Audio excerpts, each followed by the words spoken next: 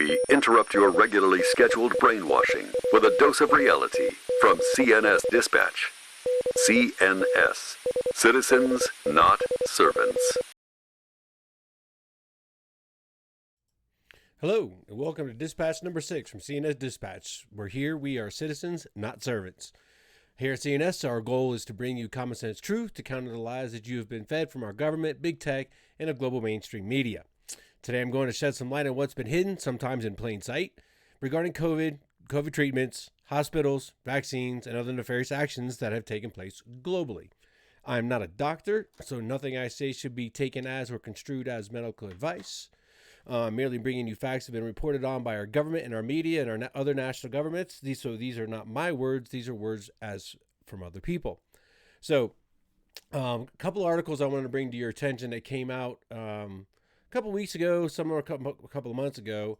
The big one is the truth is coming out about COVID deaths. That is from the Epic Times, March 1st, 2022.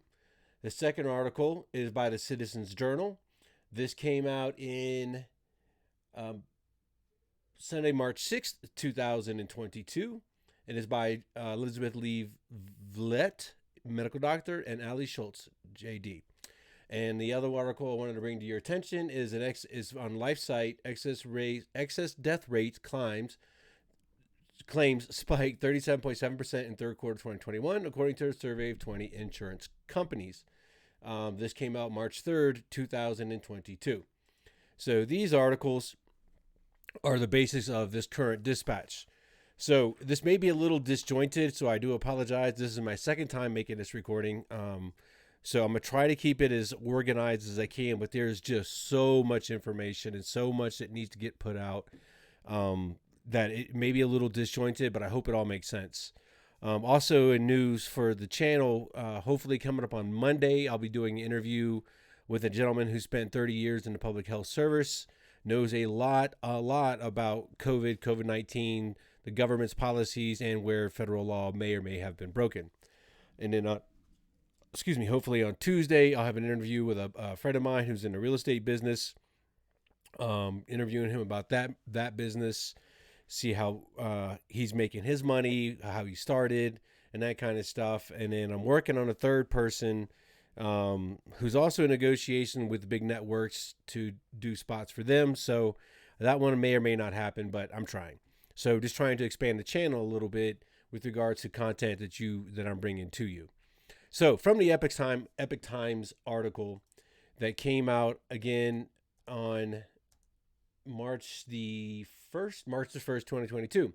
Right here in the very beginning, hospitals receive payments for testing every patient for COVID, every COVID diagnosis, and every COVID death, as well as any time they use remdesivir and mechanical ventilation. So they are getting reimbursed for that via the CARES Act.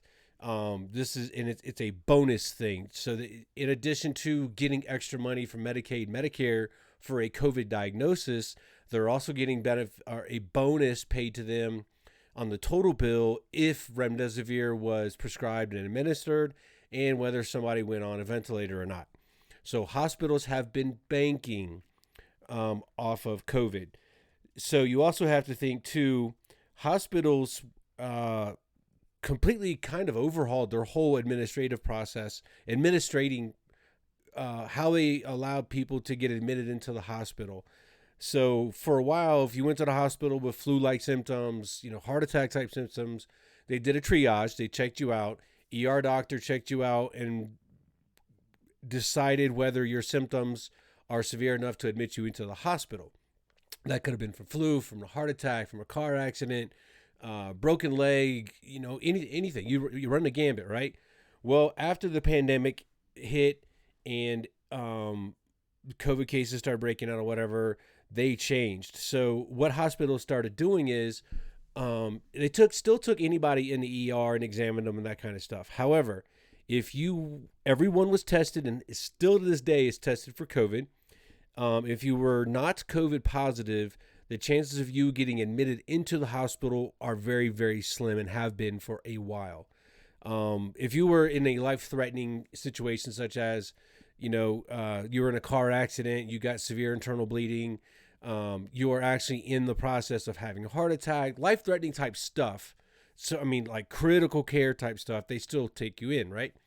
But for everything else that they used to accept you into the hospital for, now mind you, admitting a patient into a hospital makes them money. But what happened was they make more money off COVID patients. So every COVID test they administer, they got money. Every positive diagnosis, they got extra money. Every admittance into the hospital for COVID was more money for them. The use of remdesivir and mechanical ventilators for treatment for COVID, they got more money for. So hospitals started banking off COVID. And what that also happened was, you guys all remember the whole hydroxychloroquine thing with Trump, and they outlawed it, removed it from store shelves, wouldn't allow physicians, or I'm sorry, CVS and Walgreens and all those weren't filling prescriptions for HCQ if your diagnosis was COVID. They started doing the same thing with ivermectin not too long ago, even though ivermectin has been approved for human use for decades. 2 people won Nobel Prizes because of the discoveries they made, like off-label use, how it was effective for treating stuff. That got pulled from the shelves. Florida and Texas, and there was another state that started doing monoclonal antibody treatment for COVID, and then the government swooped in and took all those away. So the only 2 approved, government-approved medical treatments for COVID is remdesivir and mechanical ventilators. We'll get into those in a little bit too.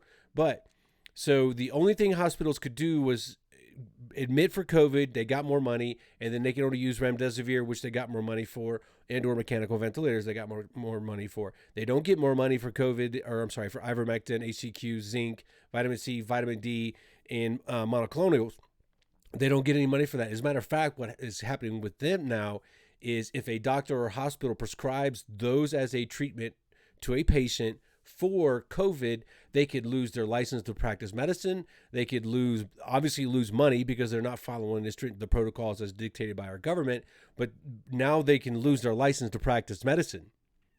So not only were they making money off all the COVID stuff, but they were also being threatened by our government that if you do anything other than the approved medical treatment process, you're going to lose your license. Data recently came out, and this is part of the article from the Epoch Times, where data came out from the English government where COVID was the sole case of death. Okay, from January of 2020 till September of 2021, COVID deaths of solely because of COVID was 17,371.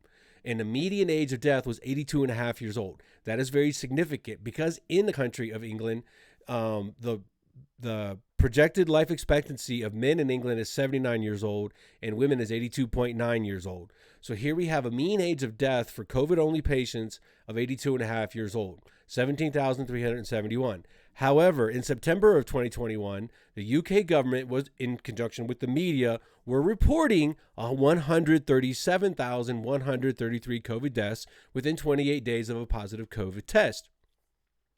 So now we have to kind of get into the way hospitals and the CDC in the United States and everything was tracking anybody that died with COVID was counted as a COVID death. Anybody that went to the hospital for car accidents, whatever, heart attack like symptoms, whatever their case was, broken leg, they got tested, and for COVID, if it came back positive, they were listed as a COVID patient, even though that's not what they were there for. Those drove the numbers up significantly. So we had plenty of people that died due to causes, car accidents, brain aneurysms, heart attacks, cancer, you name it. But because they simply had a positive COVID test, they were counted as a COVID death. Well, that got changed not too long ago. We'll get into that a little bit more too, where now there's a stipulation of died with COVID potentially being listed as a secondary cause of death on a death certificate versus dying from COVID, which would be a primary cause. So in the UK, they only had I say this tongue in cheek when I say, let's say only 17,371 people died, but that's only in comparison to what was being pushed by the mainstream media of England, the global mainstream media, as well as the UK government, that in the same time frame, they were saying 133 patients died of COVID within 28 days of a positive COVID test. And there's, but the mean age of death in England and the data that the English government released, by the way, this was long after September of 21 that this information came out. The English was manipulating numbers just like our CDC was. And not so long after this, the England's health secretary admitted that 40% of the patients presently counted as hospitalized for COVID are admitted for other issues and causes and simply test positive for COVID. Now, prior to the change by the national or our CDC here in the U.S., the Secretary of Health in England and a bunch of other countries did the same thing. They used to count them as a COVID case. So remember all the tickers that used to be on the side of the news broadcast with a constant case count? Well, if you went to the hospital because of whatever and happened to test positive for COVID, but you weren't there, you were there because of a broken leg, well, you were counted as a COVID patient. As well as if you happen to die from whatever reason, regardless of a broken leg and it cut your femur or cut your femoral artery, caused you to bleed out, but because you happen to have a positive COVID test, you were counted as a positive or a COVID death. So right now, England's health secretary is admitting that 40% of the patients that are presently counted as hospitalized for COVID were admitted and have been admitted for other causes and just simply tested positive for COVID. Also, in the past 18 months, there's an estimated extra 50,000 cancer deaths due to the speculation is due to delayed treatment, due to COVID restrictions such as lockdowns, hospital maintenance policies, etc. So, 50,000 extra deaths. What that means, what that translates to is those deaths could have potentially been preventable had they gotten the necessary treatment, whether that would be chemo or surgical or just change of diet, whatever, fits into that ball of treatable or possible treatments, they didn't get it. And the English government is speculating that it's delayed testing and treatment due to COVID restrictions. Okay, so pause for a second. COVID restrictions. Who initiated the COVID restrictions? Was it the people? Was it the John and Jane Q public that initiated these restrictions on themselves? Nope, it was the government. The government, in this case in England, put down very strict, very stringent COVID restrictions. So you couldn't go outside for more than so much time. You had to have the vaccine passport. There's been a whole gambit of restrictions. Well, the government installed these COVID restrictions that they're now saying helped cause the extra 50,000 deaths. Keeping in mind, for an 18-month period, January of 2020 to September of 2021, there was 17,331 COVID deaths. Now add on to that, because of the restrictions, because of the hospital's admittance policies, we'll touch that in a second too, you now have an extra 50,000 deaths. So COVID caused 17,000 deaths. Well, potentially the UK government caused 50,000 deaths. Which one's more severe? Obviously, one number's bigger than the other, right? But because of all those restrictions, and you keep in mind what I said with the hospital admittance, if you're not positive for COVID, you're more than likely not being admitted into the hospital. So even keeping in mind too, a lot of electives were canceled, and that's where hospitals make their big money, by the way.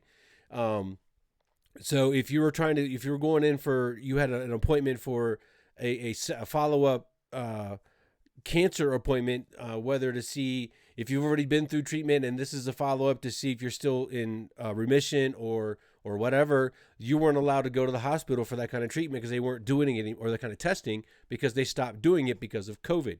Why did they stop doing it because of COVID? Because the government told them to, plus they were making extra money off of all the COVID stuff. So not only did the government potentially cause 50,000 extra deaths because of their totalitarian restrictions that they put on everybody, But the hospitals are also playing a part in this too, because they stopped doing testing, they stopped doing electives, they stopped seeing people on any type of regular routine basis because of all the COVID protocols that they put in place within their hospital and what the government told them to put in place. So now we have the hospitals in conjunction with the government causing 50,000 extra cancer deaths potentially. Even though in an 18-month period, there was 17,331 actual deaths from COVID. So 17,331 deaths from COVID. The government of UK completely overreacts, goes draconian with their restrictions, et cetera, in the hospital admission policies, whatever, now caused an additional 50,000 deaths. Who's going to be held responsible for those? Who? Shouldn't the government be?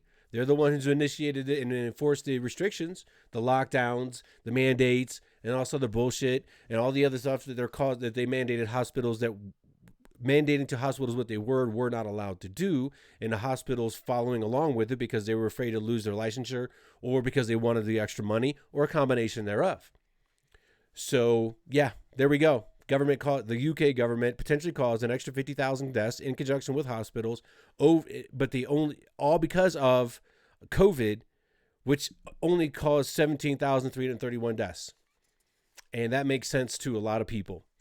Also, from in the Epoch Times news article, our CDC director Rochelle Walensky stated 77.8% vaccinated but died with COVID also had on average 4 comorbidities. Pause that for a second. Let's rewind and digest that statement.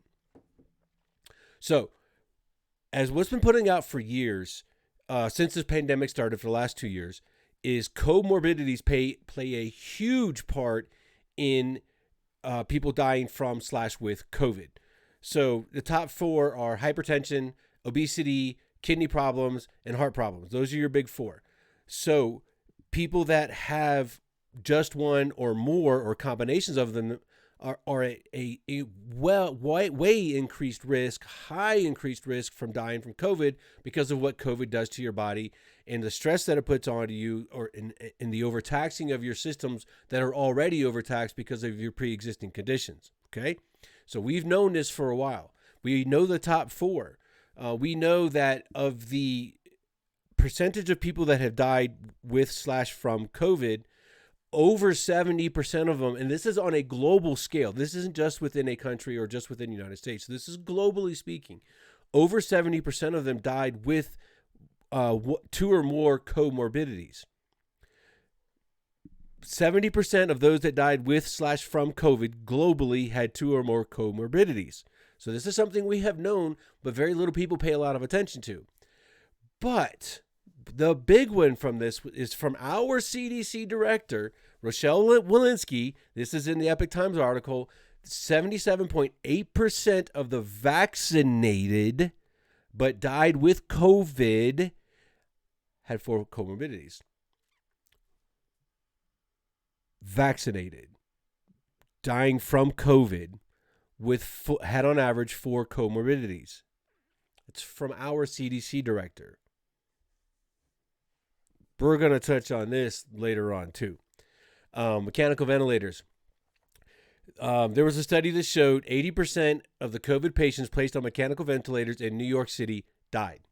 So the only 2 authorized by our federal government treatment for COVID that a hospital can administer to a patient is remdesivir and mechanical ventilators. That's it.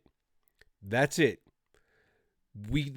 hospitals are not allowed to prescribe ivermectin, HCQ, vitamin C, zinc, vitamin D, monoclonal steroids, or antibodies now because the government took those away. So the only thing, they can give is put people on a mechanical ventilator as well as in conjunction with remdesivir. At the same time, the UK data that we were talking about also indicated that 66% of the COVID patients placed on medical ventilators died. So in New York City, there was a study where 80% of the COVID patients placed on mechanical ventilators died. 66% of COVID patients placed on mechanical ventilators died in the UK. Rewind for a second. If you remember when the pandemic first started coming out, there was a lot of talk from a lot of doctors that were, really knee deep in this and investigating and trying to figure out what was going on, that were stating the signs and symptoms of COVID greatly resemble altitude sickness. Do you guys remember that? Well, one of the things you do not do to treat altitude sickness is put them on forced ventilation. You put them in a chamber, what's it called, the pressure chamber, and you bring them from whatever altitude slowly, mechanically through the chamber down to their normal Earth atmosphere, right? You don't force ventilate them.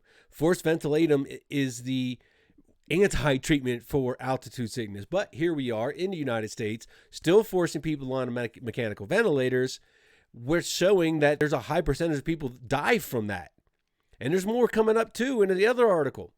So we can't give medication to people that is known and proven. By the way, there's been studies in Brazil, studies in India, studies in multiple countries where ivermectin is successful in treating COVID, as long as it's administered at the right time, early on into the symptoms of COVID patients, not, after severe and they've, been going with 2 weeks on COVID, but it's at the very beginning. It's very effective. Multiple studies are showing this, but we can't use it here in the United States. One other thing that came out in this article is that hospitals are waiving patients' rights without the patient's consent. So you have a patient's bill of right. When you are going into a hospital, you have rights dictated by federal law that the hospitals are supposed to abide by. You, as the patient, can voluntarily waive certain of your rights as long as you're obviously in your right mind, etc. So basically what's happening now in hospitals is that you're going to a hospital, you get a positive COVID test, and you basically become a prisoner of that hospital. They admit you, A, money for the test, B, money for the admittance, C, money for the treatment, right? And this has been going on across the country. There's cases where children have been taking away from their parents, taking the parents' custodial rights from their children because the parents don't want remdesivir. The parents don't want their children being put on a mechanical ventilator, so the parents pull them from the hospital to go get a second opinion, which is your right, by the way. But the Department of Children's Services, whatever it is for the given state, goes back, basically kidnaps the child, takes him from the parent, and puts him back in the hospital. That's happening in our own country, here in the U.S. Cases of police involvement, not allowing a patient to leave a hospital. You have every right at any moment in time to say, time out, screw this, I'm done, I'm leaving the hospital. There are a few exceptions. If you are highly contagious or you're a threat to other people, then there's certain things, certain times where there are exceptions too. But in general sense, if you walk into a hospital because you're having flu-like symptoms and they're trying to force stuff onto you, you could say, I'm out. You don't have to accept the treatment that the hospital is trying to give you as a patient. You have a right not to. And I'm not saying that you could possibly end up dying because you don't take the treatment. That's part of the choice. But at least you have a choice. But now they're taking that away from people. Patients have also been forced to take treatment like mechanical ventilators and remdesivir, even with objections. So there's been people that are saying, no, I don't want this. I don't want this.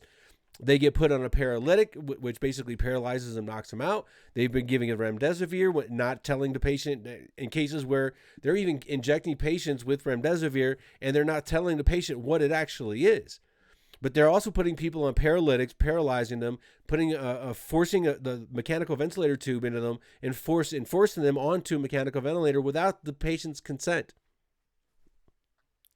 Now, from the Citizens Journal article, again, this is the Citizens Journal article. Biden's bounty on your life: hospitals incentive payments for COVID-19. Again, this came out December 21st of 2021. So I apologize for giving you the wrong date at the beginning. Upon admission to a once trusted hospital, American patients with COVID-19 became virtual prisoners. This is touching what I was just talking about. Subjected to a rigid treatment protocol with roots in Ezekiel Emanuel's Complete Life Systems, etc. So if you want to read, I'll have all these links in the description box below the video when it's all said and done. If you want to go back and read them for yourselves, I'm just trying to hit the highlights. So The government pays hospitals bonuses on the entire bill if they use remdesivir on a patient. I've already touched on this, but this is part of this article. There was 71 to 75% of patients suffer adverse reactions or effects from remdesivir. There was a study done on this. There was a study actually done, a trial done in West Africa in 2018 with remdesivir. That trial was stopped because at 50%, they had the patients that were involved in that trial had a 50% death rate. They stopped it. But it's still being used as one of only 2 authorized treatments in the U.S. for COVID. It's still being used, and now we're showing patients with a 71 to 75% adverse reaction effects and rate, if you will, from remdesivir. But that's what we're being given. And from attorney Thomas Rentz, he's a big-time patient advocate attorney, really big on the COVID side of all of this, fighting against hospitals, suing hospitals because of their treatment or maltreatment of patients because of all the COVID stuff. The Centers for Medicaid and Medicare Services, otherwise known as CMS, there's some data that came out from them from Texas hospitals. One of the big key takes away from this, and this is in this article, 84.9% of all patients died after being on mechanical ventilators for greater than 96 hours. 85%, let's just round up for even numbers, of all patients died after being on mechanical ventilators for greater than 96 hours. That's one of 2 authorized treatments in the U.S. by our government for COVID. Remdesivir, 71 to 75% of people that are having adverse and side effects from the administration of remdesivir. Remember, one of the fights against HCQ, or HCQ specifically, was we don't know the side effects. Even though this HCQ's been on the market since the 50s or 60s, it was marketed and used as a anti-malaria drug, right? Well, off-label use showed that it has a good effect on helping people get over and through a COVID infection. But they took it. One of the arguments was, we don't know about the side effects. Well, now we're using remdesivir that was stopped in a trial in West Africa in 2018 because of a 50% death rate. And now we have 71 to 75% patients suffering from reactions and side effects from remdesivir with no actual proof that remdesivir cures COVID, by the way, but we're still being used it. And then on the mechanical ventilator side, 85% of the patients in Texas that were on the mechanical ventilator for greater than 96 hours died.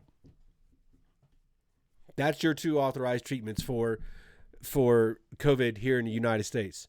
And there's an estimated more than 800,000 deaths in the United States hospitals since the pandemic breakout because of restricting fluids, restricting nutrition, restricting antibiotics, restricting antivirals, restricting anti-inflammatories, and restricting anticoagulants in COVID patients. So not only are they putting you on a routine that has known causes, known deaths, known adverse reactions, such as remdesivir mechanical ventilators, but what they're also doing is they're restricting your nutrition. There's been cases of patients that went into a hospital because of COVID, got admitted into the hospital, blah, blah, blah, start going through the whole treatment, and losing 30 pounds in a week.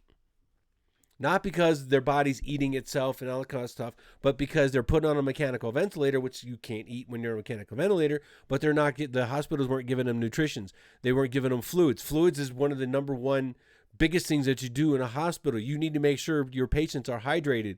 It makes their veins stick out better so you can give IVs and draw blood for tests, etc. Anyway, there's a whole bunch of positive side effects from just a simple saline bag. That's being withheld as treatment for patients.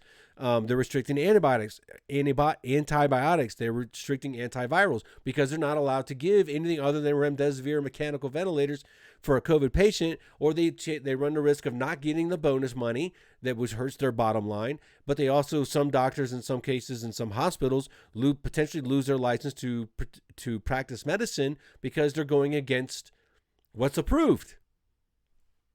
Makes a lot of sense, right? So that's what we're dealing with here in the United States. There's also hospitals in Arizona that are purposefully, this is part of this Citizens Journal article too, you can read it. Hospitals in Arizona purposefully reduced standards of care and restricted visitations in order to force authorized COVID treatments. So there's hospitals in Arizona that were restricting visitations because what was happening was visitations, i.e. parents i.e. spouses, i.e. family members, were seeing what was going on, and they were forcing the hospitals to stop doing something, making them give IVs. So the patient's advocates, their family, were forcing hospitals to do stuff. Then Arizona, in this case in Arizona, but this has happened across this country, by the way. You're not allowed. You guys have been through this, right? You're not allowed to go visit your loved one. Oh, we're only allowed one visitor, and you're not a spouse or you're not immediate family, so you can't be there. Wonder why they're doing that? It's because that's how they get away with doing all the other things where they're restricting nutrition and fluids, as an example, from patients. They're forcing them onto remdesivir or into a mechanical ventilator when they really shouldn't be. But because they're restricting family members from visiting, family members can't object. The patient obviously can't object because they're put on paralytics, or they're put on some type of they're put into a artificial coma for the treatments they're being forced onto them. That's our hospitals. The ones that swore the Hippocratic Oath not to cause more damage or not to cause more pain or inflict death on patients.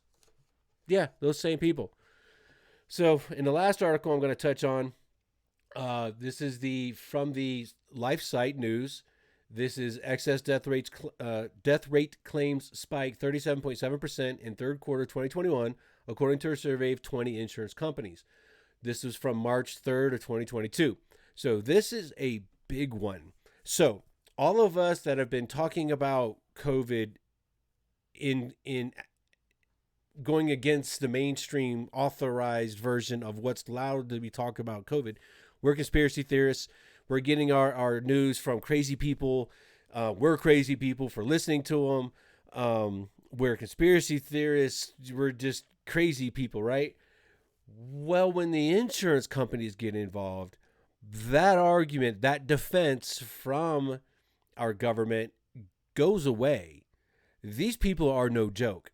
These people get paid to hedge their bets based on data when it comes to insurance claims being paid out, death claims being paid out, whether or not to actually insure a person or a patient or a group of people. So they know what they are talking about. I don't really like insurance companies. I really dislike the way it's ran in our country. That's another side. That's a whole nother episode. But when these guys got involved and started looking at numbers, and all of a sudden they noticed a couple of things that we're going to touch on, they started pushing back. They started questioning, this ain't right. But I bet a lot of you, like me, hadn't heard about this. So anyway, from the article, there's a report from the Society of Actuaries and Research, which is called the SOA, which showed a 37.7% increase in 3Q21. So that's July, August, September of 2021. 37.7% increase in excess death claims from baseline numbers collected from 2017 and 2019. So basically, the SOA collected data on all deaths from 2017 and 2019 here in the U.S. Categorized them, labeled them, to get a baseline number that they know, 19% of the people die from heart attacks, 5% of people die from anaphylactic shock or whatever, right? All the different categories of death and injury. So there was a 37.7% increase in excess death claims in the third quarter of 2021. 18.7 of those increases were COVID-related excess death claims, and a 19% increase in non-COVID-related excess death claims. So 37.7% increase just in the 3-month span of excess deaths. 18.7% of those are attributable to COVID-related deaths. It goes back to how COVID deaths are being counted, right? Well, if you put COVID on a death certificate, well, now it comes down time for the insurance companies to pay out whatever their life insurance policy is. Well, they're looking at these death certificates going, there was never a test. There was never a positive COVID test. How can this be a COVID death? But then there was an also 19% increase in non-COVID related claims. The Wall Street Journal reported on this not shortly after this article came out. In their response to the insurance report, they said, and quote, industry executives and actuaries believe many of those fatalities are tied to delays in medical care as a result of lockdowns in 2020, and then later, people's fears in seeking out treatment, unquote. What did we just talk about with the England numbers? Same thing happened here in the U.S. The Wall Street Journal stated delays in medical care as a result of lockdowns in 2020. Again, the question that is asked is who initiated the lockdowns and who enforced the lockdowns? It was our government and government officials, i.e. under the multiple different ways they enforced the lockdowns via incentives and police, in some cases, law enforcement, etc. Our government's own policies, according to the Wall Street Journal, which I don't think they really realized what they said, caused delays in medical care, which caused extra deaths. It's the same thing as what happened in England. The government initiated and enforced lockdowns, which caused an excess of 50,000 extra cancer deaths that could have been potentially prevented because they could have got treatments, they could have gone and seen their doctors, they could have gotten the care they needed, but because of restrictions and lockdowns, they couldn't go. So we have the same thing happen here in the United States. This got presented because the insurance companies started going, these numbers don't make any sense. So the Wall Street Journal, in trying to run cover for our government, said delays in medical care as a result of lockdowns in 2020. Those are because of our government. And then later, people's fears of seeking out treatment. Well, yeah, when you've been browbeat for 2 years or a year and a half that COVID, and you're going to die, you're going to catch it. All the other crap our country or our government and media has been pushing out. Of course, there's a lot of people that won't leave their house because they're afraid to catch COVID, which has less than a 2% mortality rate. And if you don't have a comorbidity or you're under the age of 70, your chances, your mortality rate is less than 0.001%. It's coming in another episode. But our government created and enforced the lockdowns. Our government created and caused delays of treatment due to the policies they forced hospitals to follow. Got to be COVID in order to get into the hospital. And they also shut down all the elective stuff. The Wall Street Journal went on to mention in this article that this extremely high rate of third quarter, remember July, August, September of 2021, non-coronavirus specific life insurance claims included deaths from cancer and stroke. Quote, heart and circulatory issues and neurological disorders. That's strange. So we have a 37.7% increase in deaths over a 3-month period, excess death claims. 18.7% of them can be attributed to COVID, but there's 19% more excess deaths that are not accounted for. So in the Wall Street Journal article, it mentions heart, circulatory issues, and neurological disorders. And however, in March of 2021, board-certified pathologist Dr. Ryan Cole reported that he was seeing a massive uptick in various autoimmune diseases and cancers in patients who have been COVID vaccinated. We all know there's adverse reactions to the COVID vaccines. VAERS is one repository where thousands and thousands of reported cases of adverse reactions to the vaccine. DMED, which is Department of Defense's version, if you will, of VAERS, but the difference being that in the DMED database, that's put in by physicians, by treaters, by nurses, etc. It's not just people; it's medical people putting those in. They're also showing large increases in heart, circulatory issues, neurological disorders, and cancer in COVID vaccinated people. So what could possibly account in July, August, September of 2021 for 19% of the increased non-COVID related deaths that had symptoms like heart and circulatory issues, neurological disorders, and cancer? I don't know. I just can't come up with what was going on in the July, August, September timeframe that millions of people, not just in the U.S., but globally, were going through and having done, which happens to have the same side effects, heart issues, otherwise known as myocarditis.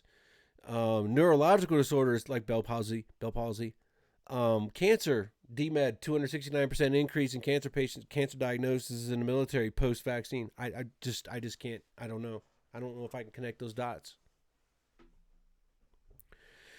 And finally, from the LifeSite News article, there's a German health insurance provider who released a letter. Now, keep it in mind, the majority of the information contained in this is from the U.S. insurance, talking about where all these excess deaths come. Remember, they got to pay out. So they have to have a fact pattern, fact base of it wasn't suicide, it wasn't due to the patient's own negligence, etc., in order to pay out these claims. Well, some of the stuff's not adding up.